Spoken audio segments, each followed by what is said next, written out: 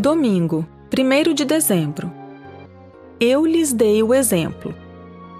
O discurso de despedida de Jesus traz instruções aos discípulos a respeito do futuro. Seu padrão literário é semelhante à despedida de Moisés em Deuteronômio, à bênção de Jacó a seus filhos e às instruções de Davi a Salomão.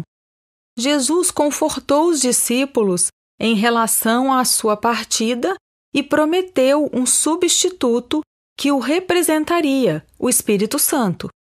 Além disso, predisse que os discípulos enfrentariam tristeza e os exortou a permanecer fiéis. Ouça João 13, versos 1 a 20.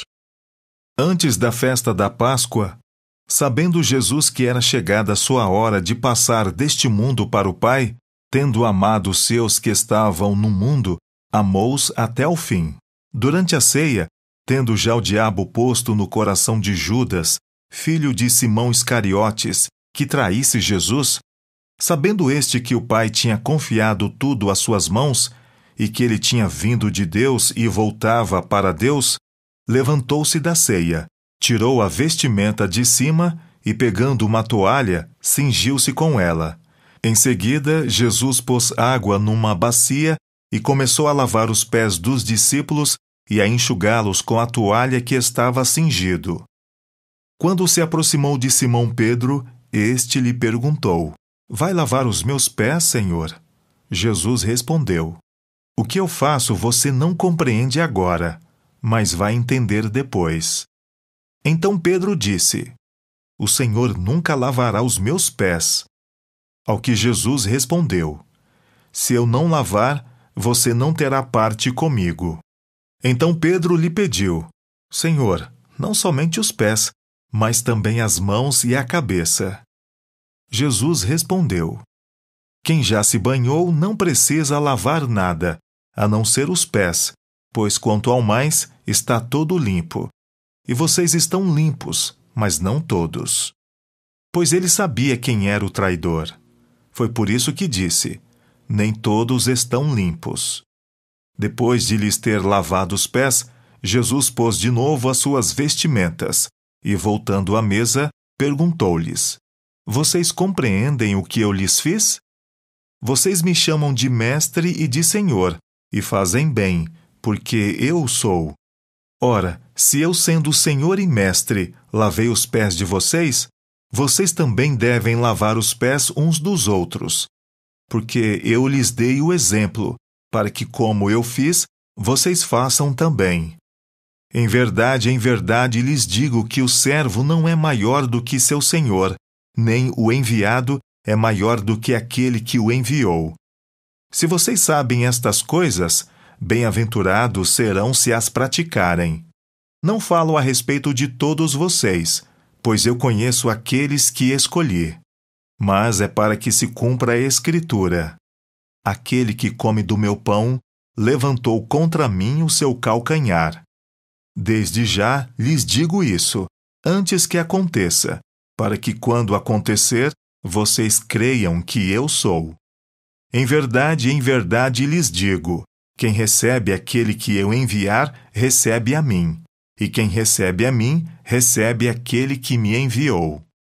Pergunta 1. Por que essa história é tão importante? Que lições Jesus procurou ensinar?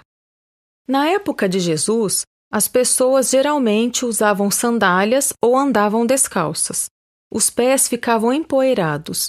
Era costume que um servo ou escravo lavasse os pés das pessoas que chegavam para a refeição.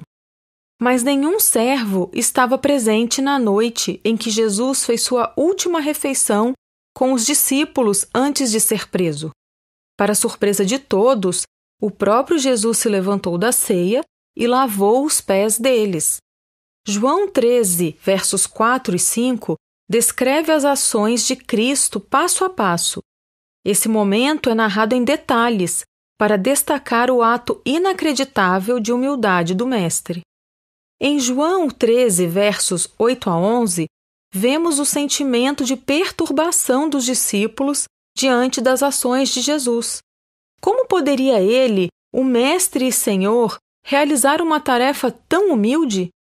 Pedro recusou-se a permitir que Jesus lavasse seus pés, mas foi informado de que, se não permitisse isso, não teria parte com Cristo.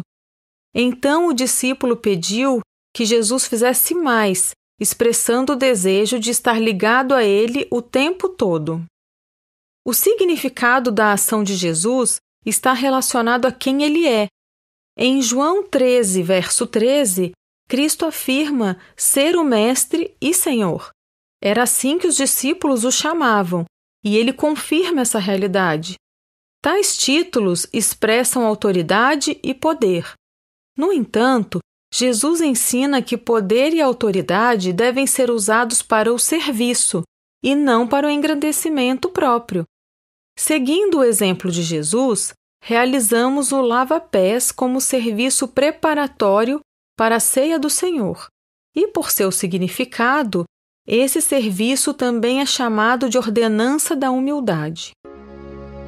O que o lava-pés ensina sobre seguir Jesus e servir ao próximo com humildade?